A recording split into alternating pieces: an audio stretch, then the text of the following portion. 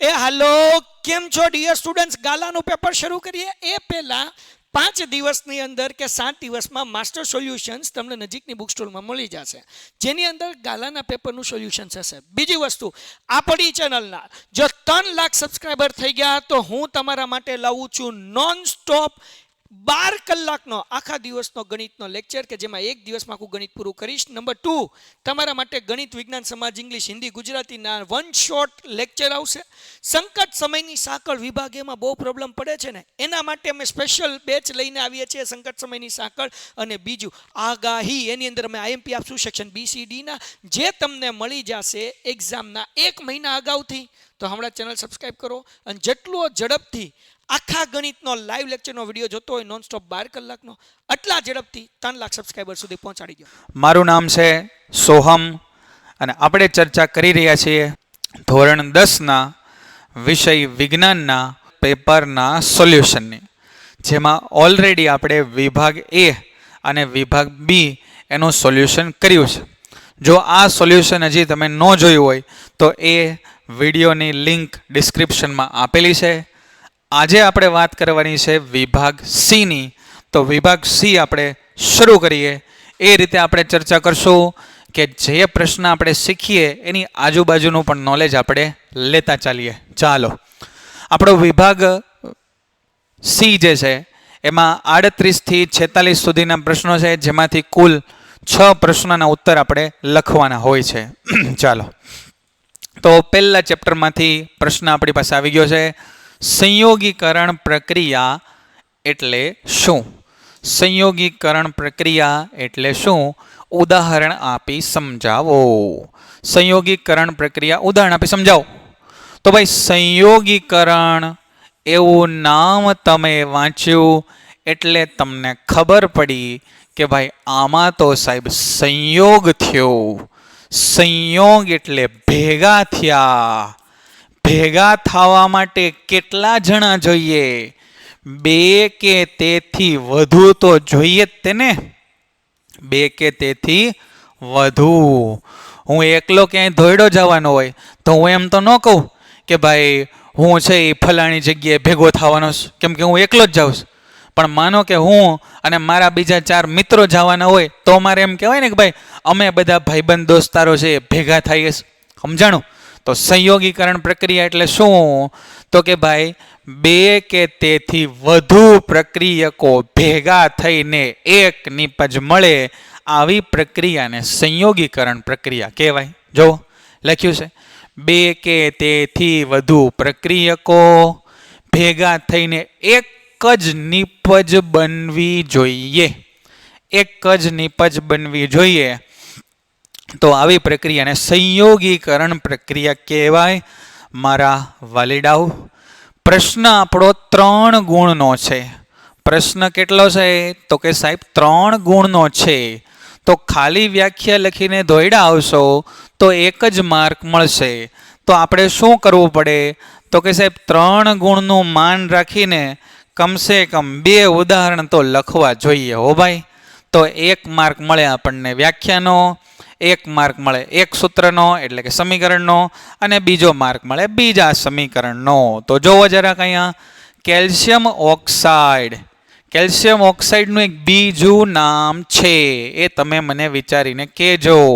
એની પાણી સાથે પ્રક્રિયા કરો તો કેલ્શિયમ હાઇડ્રોક્સાઇડ મળે અને ઉષ્મા ઉત્પન્ન થાય. 2 પ્રક્રિયકો ભેગા થયા, એક નિપજ બની. બરાબર?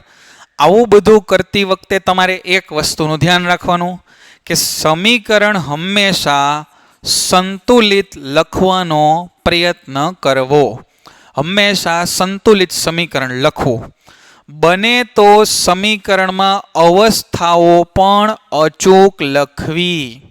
કે આ CaO કેલ્શિયમ ઓક્સાઇડ એ છે એ સોલિડ ફોર્મમાં છે, પાણી છે એ પ્રવાહી સ્વરૂપમાં છે, અને આ એક્વિયસ પૂછાણો છો ભાઈ, પ્રશ્ન પરીક્ષામાં પૂછાણો છે કે એક્વિયસ એટલે શું થાય?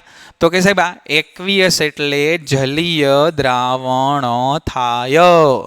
જલીય દ્રાવણ થાય.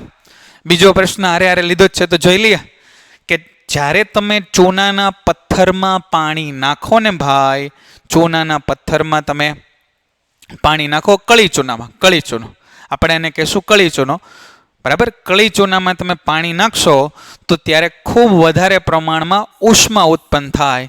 તો આવી પ્રક્રિયાને આપણે નામ આપ્યું ઉષ્માક્ષેપક પ્રક્રિયા. એને નામ આપ્યું આપણે ઉષ્માક્ષેપક પ્રક્રિયા, બરાબર. તો કેલ્શિયમ ઓક્સાઇડમાં પાણી નાખો ત્યારે ઉષ્મા ઉત્પન્ન થાય, તો ઉષ્માક્ષેપક. બે ભેગા થઈને એક બને તો સંયોગીકરણ. હાઇડ્રોજન અને ઓક્સિજન ભેગા થાય તો પાણી બને, એ પણ એક પ્રકારથી છે એ સંયોગીકરણ પ્રક્રિયા છે. કાર્બન અને ઓક્સિજન એ ભેગા મળે અને કાર્બન ડાયોક્સાઇડ બને, એ પણ એક પ્રકારથી કઈ પ્રક્રિયા થઈ? સંયોગીકરણ પ્રક્રિયા થઈ. તો ભાઈ પેન્ટેડ લર્નિંગ એપ્લિકેશન લઈને આવી છે વિદ્યાપથ 1.0 બેચ, જેની અંદર ખૂબ ધરખમ ડિસ્કાઉન્ટ અત્યારે દિવાળી સમયમાં ચાલી રહ્યું છે. પહેલું સત્ર તમારું જેવું ગયું હોય એવું, પણ બીજું સત્ર જોરદાર થાય એના માટે પહેલાં આખા સત્રનું રેપિડ રિવિઝન આપણે કરવાનું છે, સાથે સાથે પેપર સોલ્યુશન કરવાનું છે. અને કોઈ પણ ક્વેરી માટે તમે 8620 નંબર ઉપર તમે સંપર્ક કરશો એટલે માહિતી તમને મળી જશે. આ આપણો એપ્લિકેશનનો યુઝર ઇન્ટરફેસ છે, પેન્ટેડ ગુજરાતી એપ્લિકેશન. એને બહુ બધા લોકો જોવે છે, પણ ભાઈ સબસ્ક્રાઈબર કરતાં નોન સબસ્ક્રાઈબર લોકો વધારે જોવે છે, જે વાત થોડીક દુઃખી કહેવાય, દુઃખ થાય એવી કહેવાય. તો ભાઈ જે લોકો વિડીયો જોવે છે પણ ચેનલ સબસ્ક્રાઈબ નથી કરી, એણે કરી નાખવી જોઈએ, કેમ કે એનાથી અમને છે મોટિવેશન મળશે અને તમને પરીક્ષાલક્ષી દરેક બાબતોનું નોટિફિકેશન સૌથી પહેલાં મળી જશે. બીજો પ્રશ્ન જોઈએ. બે તત્વો એક્સ અને વાય ની ઇલેક્ટ્રોન રચના 281 અને 287. ઇલેક્ટ્રોન રચના 281, ઇલેક્ટ્રોન રચના 281 એટલે કુલ ઇલેક્ટ્રોન થયા સાહેબ 8 ને 2 10 ને 11. જો 11 ઇલેક્ટ્રોન હોય સાહેબ તો એની સામે 11 પ્રોટોન હોય જ. અને 11 પ્રોટોન એટલે 11 પરમાણુ ક્રમાંક ધરાવતું તત્વ. 11 પરમાણુ ક્રમાંક ધરાવતું તત્વ કયું છે? તો કે સાહેબ એ છે સોડિયમ. પ્લસ ક્યાં આવ્યું? અહીંયા ખાલી સોડિયમ. સોડિયમનો પરમાણુ ક્રમાંક છે 11, બરાબર ને? તો પહેલું તત્વ આપણું થઈ ગયું કયું? સોડિયમ. 2 8 7 તો કે સાહેબ 2 + 8 + 7, 8 ને 2 10, 10 ને 7 17. તો એનો મતલબ 17 ઇલેક્ટ્રોન છે. 17 ઇલેક્ટ્રોનનો મતલબ 17 પ્રોટોન હોય, અને 17 પ્રોટોનનો મતલબ 17 પરમાણુ ક્રમાંક વાળું તત્વ કયું છે? તો કે સાહેબ 17 Cl, ક્લોરીન. તો આપણું બીજું તત્વ કયું થયું? ક્લોરીન. તો Na અને Cl તો ધાતુ તત્વ ઓળખી તેનું નામ લખો. સોડિયમ છે એ ધાતુ છે ભાઈ, તો સોડિયમ, બરાબર. અને અધાતુ તત્વ શોધીને એનું નામ લખો. તો ક્લોરીન છે અધાતુ, તો ક્લોરીન. પહેલો જવાબ જો આપણો સોડિયમ. અધાતુ કોણ છે? ક્લોરીન. અને આ સોડિયમ અને ક્લોરીન આ બે જોડાઈ જાય તો શું બને? NaCl. તમારું અને મારું ફેવરિટ મીઠું. કેમ બને? તો કે સાહેબ આ સોડિયમ છે ને, સોડિયમ એ 1 ઇલેક્ટ્રોન ગુમાવી દે. સોડિયમ શું કરે? 1 ઇલેક્ટ્રોન ગુમાવે, એને પ્લસ બને. અને ક્લોરીન શું કરે? 1 ઇલેક્ટ્રોન મેળવી લે, એટલે Cl-. તો Na પ્લસ અને Cl-, આ બે એકબીજાના ઇલેક્ટ્રોનની આપ-લે કરીને આયનીય બંધ બનાવી અને NaCl નું નિર્માણ કરે. તો એ થોડીક એક્સ્ટ્રા માહિતી હતી. આપણે તો અહીંયા જોવાનું છે આયનીય સંયોજન કયું બને? તો કે સાહેબ સોડિયમ ક્લોરાઇડ એટલે NaCl બને. ચાલો રેડી? અહીં સુધી ક્લિયર? આગળ વધીએ આપણે. પછીનો પ્રશ્ન જોઈએ. આપેલી આકૃતિમાં કસનળી ABC નું અવલોકન કરો અને નીચેના પ્રશ્નોના ઉત્તર આપો. તો જો ભાઈ આકૃતિમાં તમને 3 કસનળી બતાવી છે. આ કસનળીની અંદર એકમાં પાણીની અંદર ખીલ્યું ડુબાડી છે અને હવા છે. બીજામાં પાણીની અંદર આખી ઉકાળેલું ચોખ્ખું પાણી છે. જો ઉકાળેલું ચોખ્ખું પાણી છે, એની અંદર ખીલ્યું ડુબાડી છે અને પાણીમાંથી હવાને દૂર કરી છે. ઉપર તેલનું આવરણ છે એટલે અહીંયાથી હવા અહીંયા આવી શકશે નહીં, બરાબર ને. અને અહીંયા નિર્જળ કેલ્શિયમ ક્લોરાઇડ રાખેલો છે અને જેના કારણે હવામાંથી સંપૂર્ણ ભેજનું શોષણ થાય છે, બરાબર ને. ભેજ શોષાય છે. આવું પૂછાય પરીક્ષામાં. આ 3 માર્કનો પ્રશ્ન આપણે જોઈએ, પણ 2 માર્કનો 1 માર્કનો પ્રશ્ન એ પૂછાય ને ભાઈ, કે હવાને શુષ્ક બનાવવા માટે શેનો ઉપયોગ થાય? તો કે નિર્જળ કેલ્શિયમ ક્લોરાઇડ, બરાબર. આ હવામાંથી ભેજનું શોષણ કરવા માટે ઉપયોગ થાય. તો આપણે વળી પાછા મૂળ પ્રશ્ન ઉપર આવી જઈએ. તો કીધું છે કે આકૃતિનું અવલોકન કરો, નીચેના પ્રશ્નોના જવાબ આપો, બરાબર. આકૃતિમાં કસનળી એબીસીનું અવલોકન કરતાં આપણને ખબર પડી ગઈ કે ભાઈ એમાં લોખંડની ખીલ્લીઓ ભેજવાળી હવા અને પાણીમાં રહેલી છે. હવા અને પાણી બે છે ને, એટલે હવામાં ભેજ તો આવી ગયો છે. આથી એ કસનળીમાં ખીલ્લીને કાટ લાગશે, બરાબર ને ભાઈ. તમે કોઈ વસ્તુને ભેજવાળી જગ્યા ઉપર રાખો, લોખંડની વસ્તુને, તો એમાં કાટ લાગવાની સંભાવનાઓ વધી જાય. કઈ કસનળીમાં લોખંડની ખીલ્લી રંગ બદલશે એવું કીધું છે, એટલે કે કાટ લાગશે. તો એ કસનળીની અંદર લોખંડની ખીલ્લીમાં કાટ લાગશે અને એનો રંગ છે એ કથ્થાઈ જેવો થઈ જશે. આ સાથે સંકળાયેલી રાસાયણિક પ્રક્રિયાને શું કહેવાય? તો ભાઈ ખીલ્લી છે એ કટાણી, એટલા માટે એને કાટ લાગવો કહેવાય. એનું ક્ષયન થયું અથવા ક્ષારણ થયું એવું કહેવાય. એની અંદર આયન ઓક્સાઇડ આવી ગયો, એટલા માટે ઓક્સિડેશન થયું આવું પણ કહેવાય. તો તમને જે મજા આવે એ તમે લખી શકો. ઉપરોક્ત રાસાયણિક પ્રક્રિયા માટે જરૂરી પરિસ્થિતિ કહીશ. ઉપરોક્ત રાસાયણિક પ્રક્રિયા એટલે કઈ ભાઈ? તો કે ક્ષારણ થવાની પ્રક્રિયા. અને ક્ષારણ થવા માટે શું જરૂરી છે? તો કે સાહેબ હવાની હાજરી જરૂરી છે અને ભેજની હાજરી જરૂરી છે. ટૂંકમાં હવામાં ભેજ હોવો જોઈએ. હવા અને ભેજની હાજરી જરૂરી છે. ચેતાકોષની નામ નિર્દેશવાળી આકૃતિ દોરો અને શિખાતંતુનું કાર્ય જણાવો. જુઓ, ચેતાકોષની નામ નિર્દેશવાળી આકૃતિ બહુ સરળ છે. કઈ રીતે દોરવાની? તો કે સાહેબ આમ દોરવાની. આમ દોરાય, આમ દોરી નાખી, પછી અહીંયાથી એક લાંબુ આ રીતે અક્ષ જેવું બનાવ્યું, પછી આમ આમ આમ આમ આમ આમ આવા જેટલા પૂછડા કરવા એટલા કરાય. એવી રીતે અહીંયા આગળ અહીંયા જેટલી આવી પૂંછડીઓ બનાવી એવી બનાવાય, આમ એવી રીતે અહીંયા, બરાબર ને. અને આવા અને અહીંયા આવું ગોળ બનાવવાનું, અને અહીંયા આવા અને અહીંયાનું કેન્દ્ર આવા 2 4 5 બનાવી નાખવાના, બરાબર ને. આમ સરળ છે અને ઘણીવાર પછી આ પરીક્ષામાં પૂછાય છે. આ આકૃતિ થઈ ગઈ આપણી, બરાબર ને. તો આકૃતિ મેં બનાવી તો ભૂસી નાખવું. આપણે આ આકૃતિમાં જોઈ લઈએ નામકરણ ફટાફટ, બરાબર. જો તો આકૃતિ બનાવવું તો બધાને ફાવી ગયું. તો કોષ હોય તો ભાઈ એનું કોષ કેન્દ્ર તો હોય જ તે. કોષ કેન્દ્રની આજુબાજુ જે લબાચો દેખાય એને કોષકાય કહેવાય. કોષ કેન્દ્ર, એની આજુબાજુ કોષકાય. અહીંયા આગળ છે એને કહેવાય શિખાતંતુ. શિખાતંતુ, બરાબર. આ શિખાતંતુમાંથી નીકળે અક્ષ, તો એને કહેવાય અક્ષતંતુ. અને અહીંયા ચેતાકોષનો અંત થાય તો આને કહેવાય ચેતાંત. ચેતાકોષનો અંતિમ ભાગ તો ચેતાંત. ચેતાકોષનો શરૂઆતનો ભાગ તો શિખાતંતુ. શિખા એટલે ચોટલી, હે ને. શિખા, ચોટલીને શિખા કહેવાય ને. તો આવા ચોટલીઓ નીકળેલી તો શિખાતંતુ. કોષ કેન્દ્ર, કોષની આજુબાજુનો લબાચો કોષકાય, અક્ષતંતુ, ચેતાંત. અને આ અહીંયા આવા હોટડોગ જેવા છે એ શું દેખાય છે ખબર છે તમને? આ બધા એના સહાયક કોષો છે. આ બધા છે ને એના સહાયક કોષો છે. ચેતાકોષને કામ કરવામાં મદદ કરે, બરાબર ને. તો એ અત્યારે આપણો વિષય નથી, પણ તમને જાણકારી માટે કીધું.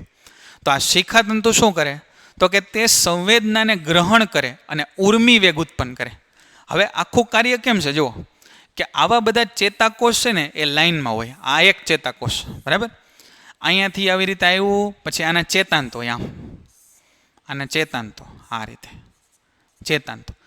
આના ચેતાંતો આને માહિતી આપે.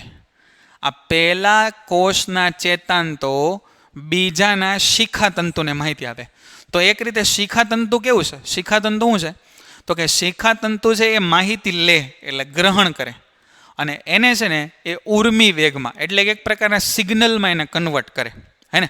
એક બીજો પ્રશ્ન તમે મને યાદ કરીને કહો તો કે અહીંયા આગળ આ ગેપ છે, જો આ પ્રકારથી એક ગેપ આવે છે, આ છે આ પહેલા કોષનો ચેતાંત અને આ બીજા કોષનો શિખાતંતુ, આ છે. અને થોડુંક ઝૂમ કરીને મેં બનાવ્યું, આ ભાગને આમ ઝૂમ કરીને બનાવ્યો. આની વચ્ચેનો ગેપ છે ને એનું કંઈક નામ છે અને અહીંયા કોઈક ચોક્કસ પ્રક્રિયા થાય છે.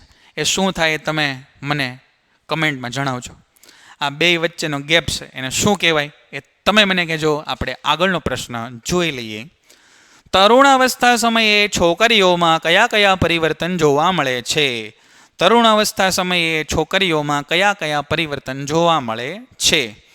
હાથ, પગ અને ચહેરા પર નાના રોમ ઉગી નીકળવા, બગલ અને જાંઘોની મધ્યમાં જનનાંગીય વિસ્તારમાં વાળ ઉગી નીકળવા, ત્વચા સામાન્ય રીતે તેલી બને, ચહેરા પર ખીલ ઉદ્ભવે, સ્તન ગ્રંથિઓનો વિકાસ થાય, તેના કદમાં વધારો થાય, સ્તનાગ્ર એટલે સ્તનના આગળના ભાગની ત્વચાનો રંગ ઘેરો બને, રજોસ્ત્રાવ એટલે કે ઋતુસ્ત્રાવની શરૂઆત થાય, પ્રજનન અંગોનો વિકાસ થાય, અંડપિંડ અંડકોષ મુક્ત કરવાનું શરૂ કરે. એ આ બે એક જ વાક્ય થયા, હે ને? આ બે એક જ વાક્ય થયા ને. આ રજોસ્ત્રાવ કોને કહેવાય? તો કે અંડપિંડમાંથી અંડકોષ દર મહિને એકમાંથી એક મુક્ત થાય એને જ કહેવાય ને.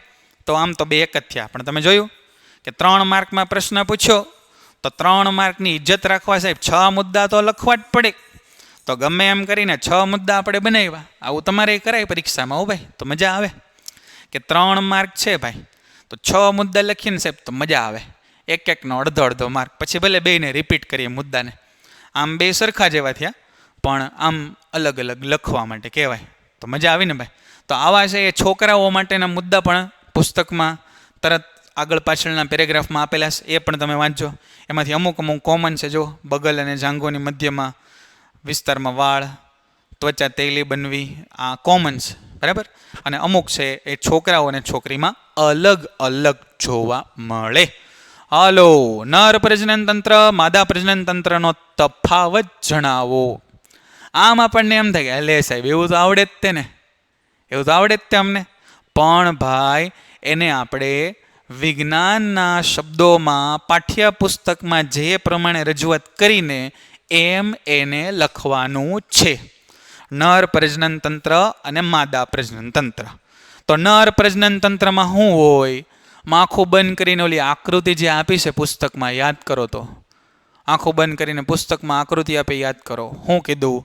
તો કે સાહેબ એમાં શુક્રપિંડ હોય, એમાંથી નીકળતી શુક્રવાહિની હોય, એ વાહિની પસાર થાય ત્યાં શુક્રાશય આવેલું હોય, અને મૂત્રજનન માર્ગ અને શિશ્નનો સમાવેશ થાય છે.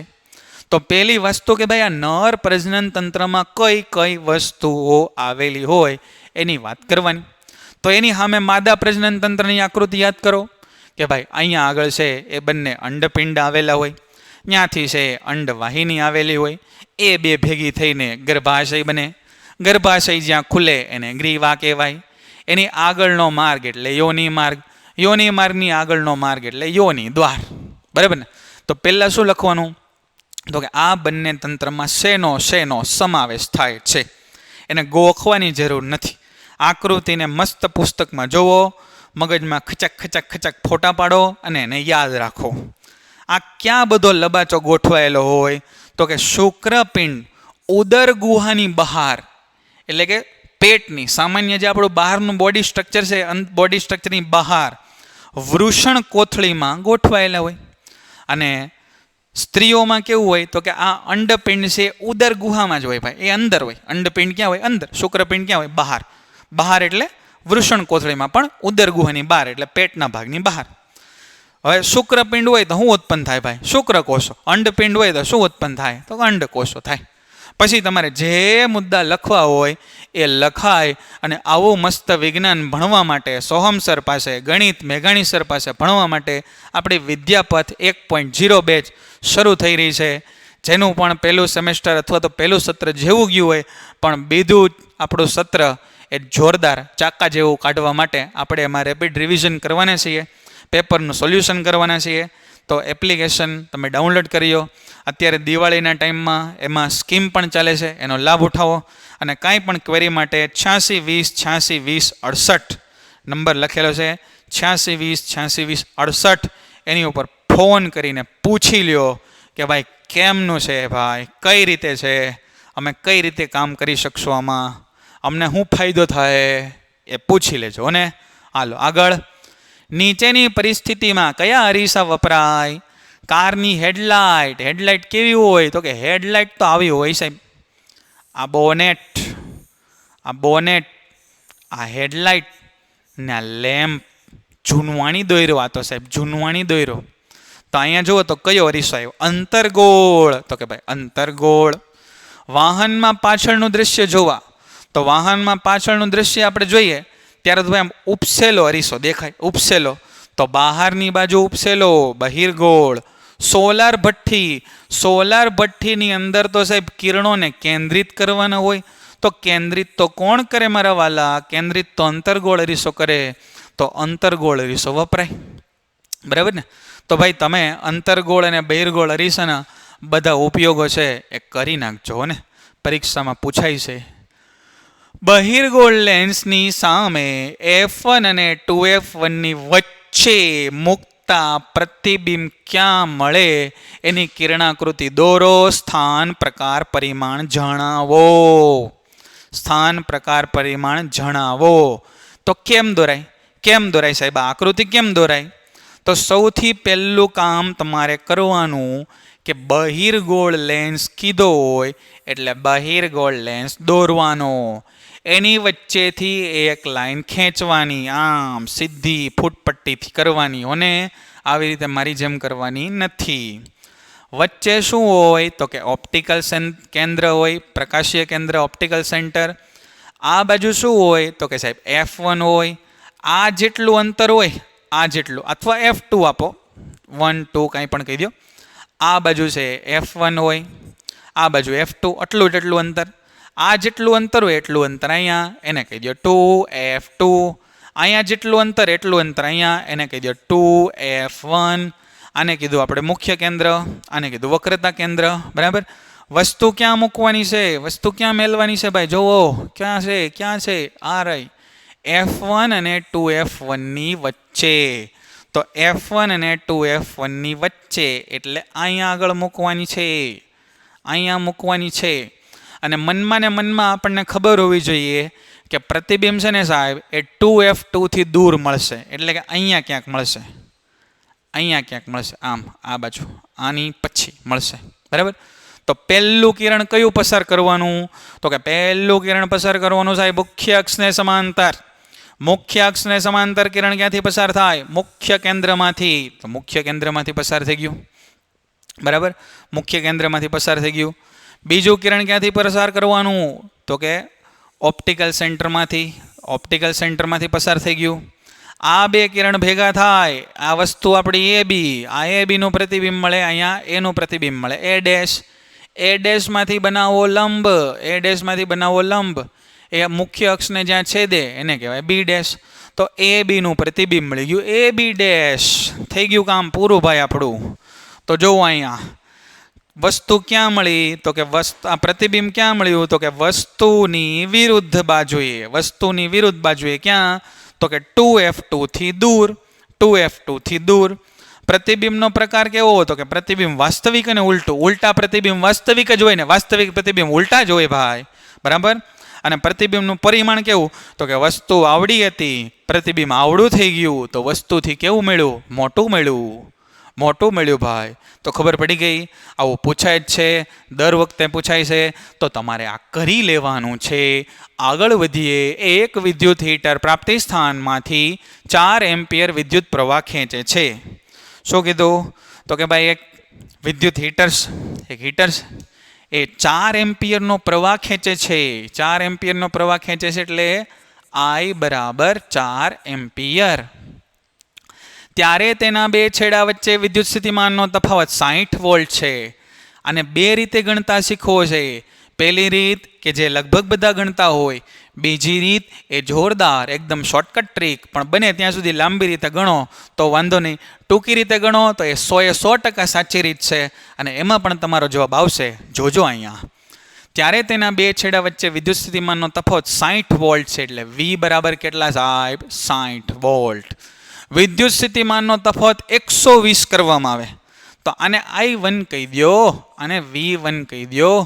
તો હવે કહેશે કે ભાઈ V2 બરાબર જો અમે 120 કરી કાઢવી સાહેબ તો I2 કેટલા થાય એવું આપણને કહે છે. તો હીટર કેટલો પ્રવાહ ખેંચશે એટલે I શોધવાનો છે, એટલે I2 શોધવાનો છે. સમજો પ્રશ્ન સમજો તમે કે માનો કે મેં એક લેમ્પ લીધો, બલ્બ લીધો અને એને એક નાની બેટરી યારે જોડ્યો અને નાની બેટરી યારે જોડ્યો ને તો એમાંથી 4 એમ્પિયર પ્રવાહ પસાર થયો. 4 એમ્પિયર. તો હવે હું એનાથી ડબલ વોલ્ટેજ વાળી બેટરી યારે જોડું તો કેટલો પ્રવાહ પસાર થાય? તો આમ તો ભાઈ આમાં તમે છે ને એ ક્રોસ ગુણાકાર કરો ને તોય થઈ જાય, તોય આનો જવાબ આવી જાય. પણ આપણે સમજીએ કે શા માટે આવે. પહેલી રીત કન્વેન્શનલ રીત કઈ? તો કે જે અહીંયા આપીશ, આપણને ગણીને આપીશ. જુઓ તો આનો ઉપયોગ કરો તો મને ખબર છે સાહેબ કે આપણી પાસે એક આવું સૂત્ર છે કે સાહેબ V = IR, ઓહમનો નિયમ. તો V2 = I2R. અહીંયા આરમાં કેમ 2 ન કર્યું સાહેબ? આરમાં કેમ 2 ન કર્યું? આરમાં 2 કરવાનું નથી, કેમ કે હીટર બદલાયું ના, તો અવરોધ બદલાય ના. તો એક સૂત્ર બને V1 બરાબર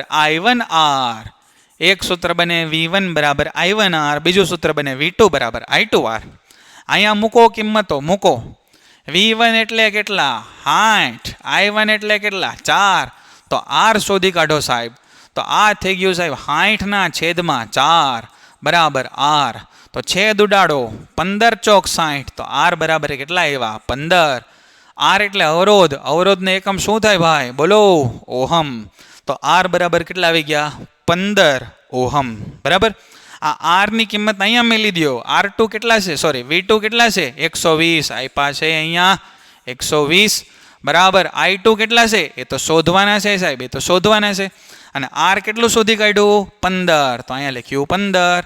તો I2 કેટલા થયા સાહેબ? તો કે I2 ને કરતા બનાવો, 120/15 લઈ જાઓ અને છેદ ઉડાડો, 15 × 120.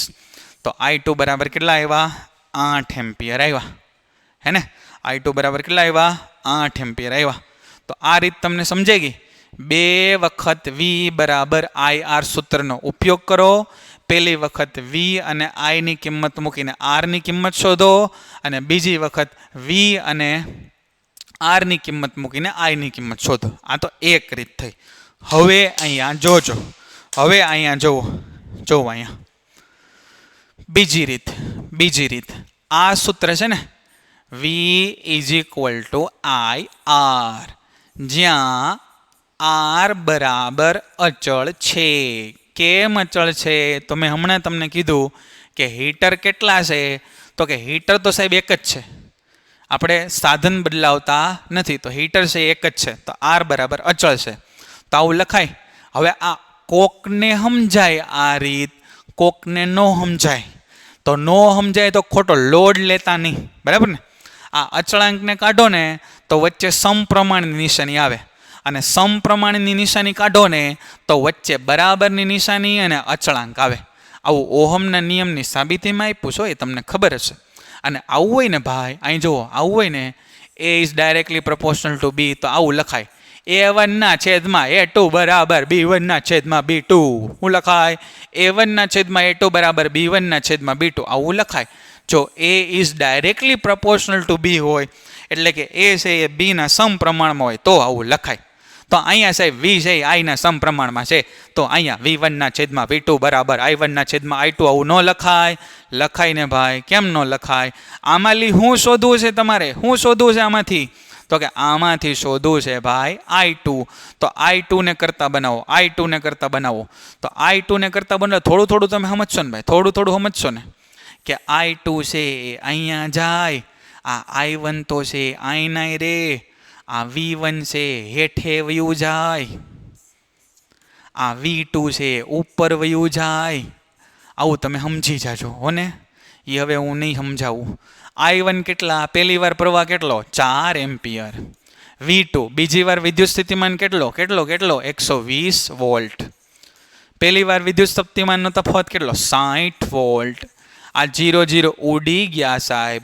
આ 6 દુ 12 થઈ ગયા, તો આ 4 દુ 8 થઈ ગયા. 8 એમ્પિયર જવાબ જોરદાર, વાહ સોહમ સર વાહ. તો I2 બરાબર 8 એમ્પિયર આવી ગયું. આવું કરાય, આ સાચી રીત છે. તમને જે ફાવે એ કરો ને મોજ કરો, બરાબર. તો ચાલો, આ આપણે સંપૂર્ણ સી વિભાગની વાત કરી. આઈ હોપ તમને મજા આવી હશે, બરાબર. તો આવો જ વિજ્ઞાન વિષય ભણવા માટે આપણે એપ્લિકેશનમાં મળીએ, પેન્ટેડ ગુજરાતી યુટ્યુબ ચેનલની અંદર મળીએ. ત્યાં સુધી વાંચતા રહો, સ્વસ્થ રહો, મસ્ત રહો. જય હિન્દ. Painted Painless Learning.